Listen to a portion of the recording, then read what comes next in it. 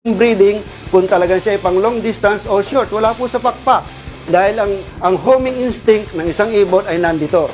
Hindi natin makikita. Matetest lang natin sa karera. So, kailangan nyo ikarera ang mga ibon ninyo, yung mga stock ninyo, subukan ninyo, huwag kayong bili ng bili sapagkat maaaring ang isang mina o isang magaling na ibon ay nandun na sa inyo, ngunit hindi na ninyo alam pag-breed. Hindi nyo iniikot ang breeding ko, ito'y palpak, inaalis nyo kagad. Kailangan subukang mabuti. Performance. At wag din yung tungkol dito sa mga kill na tinatawag, kung ito ay deep kill, apple-bodied, o di kaya pear-shape, wala din doon. No? Pagka maganda na ang performance ng ibon niya, saka kayo tumingin doon sa mga yon.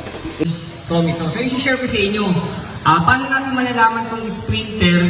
Hindi i-share, ituturo ko sa inyo. Paano nyo malalaman kung sprinter o long distance yung ibon? Pero hindi sa ganitong age ang tamang selection talaga. Dapat yung matured na. So, sample lang para at least nakikita nyo, no? So, Sir Jason, gusto namin matutunan. Pag pumunta kami sa isang lock, paano namin malalaman kung long distance ba yung ibon na hihipuin namin? So, number one, ano titingnan natin? Di ba ito yung sipit-sipitan? Yung sipit-sipitan. Alam niyo naman yung sipit-sipitan dito, di ba? Tapos may picture rito yung dulo. Kuha. So, pag sinalat ko yung ibon, kailangan dalawang daliri ko pumasok in between sa sipit-sipitan at yung sa picture yung dulo. Kuha. Di ba nakagaya yung pag sumasalta ng ibon? So, dapat sa in between na clearance nito, dalawang daliri ang papasok. Pag dalawang daliri ang pumasok, ang katawan ng ibon, long distance. Kuha. Pag binuksan ko yung pakpak, dapat maninipis lang, sharp-like lang. Ibig sabihin, long distance. O ngayon anong gagawin natin? Dapat dito sa sports na to, hindi po kay mahal nyo biniling ibon kay ganito, bloodline ni ganito. Tago kayo ng tago, wag ganun. Tandaan nyo dito sa sports na to, total selection. Walang mahina dapat sagot nyo. Hindi kayo lalambot-lambot dito o mahina yung loob na. Hindi kayo nagkakal. Kailangan pag-reject. Kal na kagad, lapit yun na kay Lord. Tawag dito. So, ulitin ko kung nakinig kayo. Pag inipo mo, dalawang daliri nung tawag doon. Binulatlat ko, manilipis. Perfect long distance. Eh, paano namin malalaman pag sprinter, Sir Jason? Pag sinalat ko to, dapat isang daliri lang ang papasok. Kuha.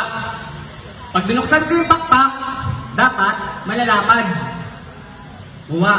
Perfect as sprinter. So, yung mga sprinter na yan, during karera naman, huwag nyo pagpilitan pa sa malayo. Pag nawala sila 200 to 300 kilometers, tanggapin nyo, huwag nyo manghinayang. Eh kasi nga mga sprinter lang sila eh. So, dapat during breeding, may nakadesign kayong pang sprinter, meron kayong nakadesign pang long distance. Para during race, o sige, maganda yung papaan race ni Sir, motor, Aerox, NMAX. Diyan mo aasahan yung mga sprinter mo. At pag nawala yung mga yan, pagdating ng derby race, okay lang. May mga nakabang akong pang long distance na hanggang dulo aasahan ko. So, kuha. O ngayon, selection tayo. Nakuha nyo yung sprinter at pang distance. Kuha ko, klaro, ulitin natin. Kuha. Eh ngayon, sinalat ko. Dalawa yung pumasok. Ano yun? Long distance. Binuksan ko yung pakpak, malalapad. Ano yun? Anong gagawin nyo?